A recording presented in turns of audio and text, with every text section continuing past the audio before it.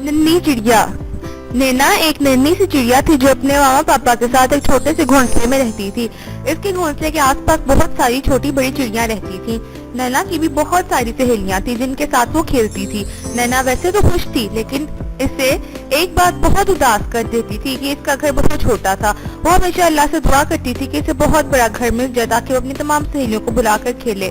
नीना का एक घर इतना छोटा था कि वो अपनी किसी सहेली को भी नहीं बुला सकती थी। नीना की मामा इसे अक्सर समझाती, तुम इसमें भी अपनी सहेलियों को बुला सकती हो कि घर छोटा है तो क्या हुआ, लेकिन नीना यही कहती थी कि घर छोटा है, खराब हो सकता है, यहाँ मैं अपनी सहेलियों को बुलाऊंगी तो वो मेरा मजाक उड़ाएंगी। एक दिन माँ बेटी बहुत बहस कर रही थी तो नैना ने पापा से कहा, बेटा घर बड़ा हो या छोटा, घर तो घर है, हर हाल में अल्लाह का शुक्र अदा करो। नीना फौरन बोली, नहीं पापा, हमारे पास है ही क्या शुक्र जिसका शुक्र करें। जब मैं एक बड़े और प्यारे से घोंसले में होंगी और अपनी सारी सहेलियों को जो छोटे से घर में रहती हैं बुलाऊंगी, वो तो खूब जलाऊंगी और उन्हें दिखाऊंगी कि मेरा घर कितना प्यारा है। फिर सब मेरे बड़े से घर में रोजाना खेलने आया करेंगी। अच्छा पापा, अब तो मैं बाहर जा रही हूँ, मेरी सहेलियाँ मेरा इंतजार कर रही होंगी। आज हम सहेलियाँ नीले समंदर की सैर को जा रही हैं। इसकी मामा ने कहा, नीना बेटा ख्याल से जाना और अंधेरा होने से पहले वापस आ जाना। ध्यान रखना, वहाँ बहुत शिकारी होते हैं। किसी दरख्त पर कोई पिंजरा लटका हुआ नजर आए तो इसके अंदर जाने की कोशिश ना करना। यदि जमीन पर दाना पड़ा हो तो इसमें भी खाने की कोशिश मत करना। मेरी तमाम बातें याद रखना, उन पर जरूर अमल करना। नीना जो अपनी मम्मा की बातें गौर से सुन रही थी कहने लगी, एक तो आपके और पापा की नसीहत, दोनों बहुत ज्यादा नसीहतें करते हैं। मामा ने कहा, बेटा बड़ों की नसीहत में छोटों के लिए भलाई होती है, छोटे अपने बड़ों की बातों पर अमल कर ले तो कभी नुकसान ना उठाए। अच्छा मामा, मुझे जाने दें, वैसे ही मुझे बहुत देर हो गई है। ये कहकर नीना उठती हुई अपनी सहेलियों के पास जा पहुंची। सब चिड़ियां इसका इंतजार कर रही थी। नीना के पहुंचते ही सबने कहा, चलो देर ना करो, अब चलो। सब बढ़ती हुई नीले समंदर में तक पहुंच गई। वहां सबने बहुत मजे किए, फिर सब छुपन छुपाई खेलने लगी। नीना भी छुप गई।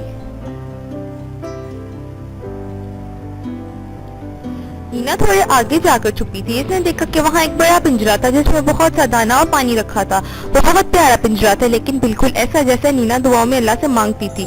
नीना ने दिल में सोचा कि शायद मेरी दुआ को भूल हो गई है। फिर वो जल्दी से वापस अपनी सहेलियों के पास गई और बताने लगी कि मैंने एक बहुत बड़ा और प्यारा सा घर देखा है, तुम सब मेरे साथ चलो। उसकी सहेलियों ने जवाब दिया, नहीं, हमारे मम्मी पापा ने मना किया है, हम वहाँ नहीं जाएंगे। नीना बोली, तुम सब जाओ या ना जाओ, मैं तो पिंजरे में जरूर जा सकूंगी, वो इतना खूबसूरत है और बिल्कुल वैसा ही है जैसा मैं चाहती थी। ये कहकर नीना उड़कर इस पिंजरे तक चली गई। सबने से बहुत मना किया, लेकिन इसने किसी की बात नहीं सुनी और इस पिंजरे के अंदर चली गई।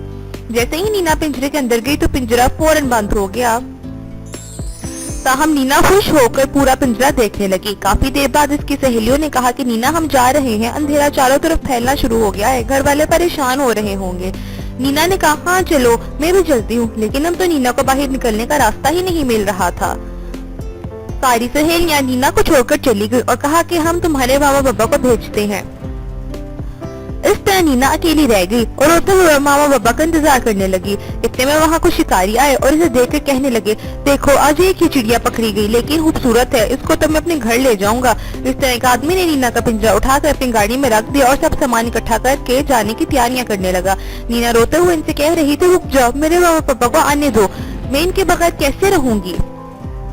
गाड़ी चलना शुरू हो गई। काफी आगे जाकर नीना ने देखा कि इसकी सहेली और मामा पापा इसकी जगह तलाश कर रहे हैं जहाँ नीना और पिंजरा था। फिर नीना एक बिल्कुल अलग जगह आ गई जहाँ ना इसके मामा थे, ना पापा, ना इसकी सहेलियां थी और ना ही वो खुले आसमान में उड़ सकती थी। इसके पास कुछ भी नहीं था। हाँ, बस एक चीज थी जिसकी ख्वाहिश करती रहती थी, वो था इसका बड़ा और प्यारा सा पिंजरा।